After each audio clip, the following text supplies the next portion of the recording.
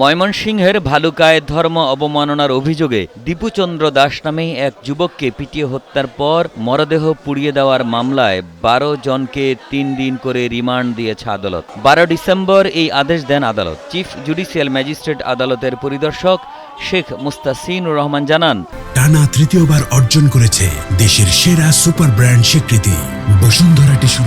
শুক্রবার বিকালে নিহতের ভাই অপুচন্দ্র দাস বাদী হয়ে অজ্ঞাতনামা ১৫০ জনকে আসামি করে ভালুকা থানায় মামলা দায়ের করেন। মামলার পর উপজেলার বিভিন্ন স্থান থেকে অভিযান চালিয়ে ঘটনার সঙ্গে জড়িত থাকার অভিযোগে ১২ জনকে গ্রেপ্তার করেছে র্যাব ও পুলিশ। গত ১৮ ডিসেম্বর ধর্ম অবমাননার অভিযোগে দীপুকে পিটিয়ে হত্যার পর মরদেহে আগুন দেয় উত্তেজিত জনতা।